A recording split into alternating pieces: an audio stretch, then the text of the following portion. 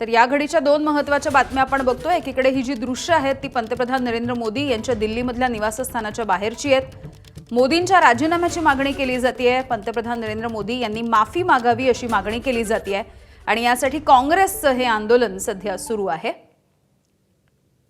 मोठ्या संख्येने काँग्रेसचे कार्यकर्ते आणि आंदोलनामधले विद्यार्थी या ठिकाणी जमले।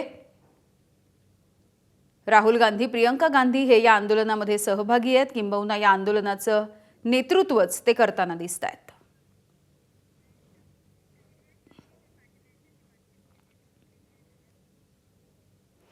तिकडे जंतर मंतरवरती शरद पवार आणि सुप्रिया सुळेंनी अभिजित दिपकेंची भेट घेतली आहे। धैर्यशील मोहिते पाटील यांच्याशी बातचीत केली। आमचे प्रतिनिधी सोमेश कोलगे यांनी।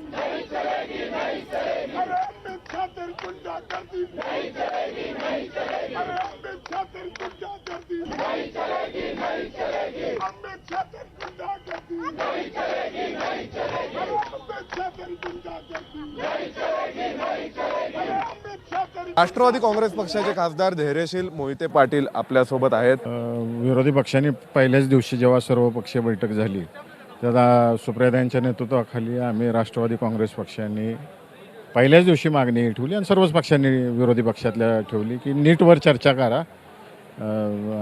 शेतकरी एल निनोचा जो विषय आहे, पाणी कमी झालेलं आहे, पाऊसमान कमी झालेलं आहे, त्याच्यावरती चर्चा घडवा आणि जे अरब राष्ट्रात युद्ध चालू आहे त्याच्यावरती चर्चा घडवा अशी राष्ट्रवादी काँग्रेस पक्षाकडून आम्ही मागणी पहिल्याच दिवशी केली होती। आणि नीटवर तर चर्चा झालीच पाहिजे म्हणून सगळ्यांची पहिल्या दिवसापासून मागणी आहे। 20 दिवस झालं आंदोलन उपोषण या ठिकाणी सोनम वांगचूक करत होते, विद्यार्थी या ठिकाणी करतायत, अभिजित दिपकेच्या नेतृत्वाखाली त्यांची सर्व टीम करते। 20 दिवसात एकही दिवस सरकारला या संवाद साधू वाटलं नाही। ही सरकारची चूक आहे, विद्यार्थ्यांना दोष देऊन उपयोग नाही आहे। ते शांततेच्या मार्गानेच चाललेले आहेत, शांततेच्या मार्गानेच करतायत आंदोलन, परंतु त्यांच्या आंदोलनाला कुठतर एक गालबोट लावण्याचा प्रयत्न सरकारच करते असा आमचा आरोप आहे। शरद पवार आता इतके ज्येष्ठ नेते आहेत, वयाचीही त्यांना मर्यादा आहेत, तरीसुद्धा ते आंदोलनस्थळी येऊन गेले।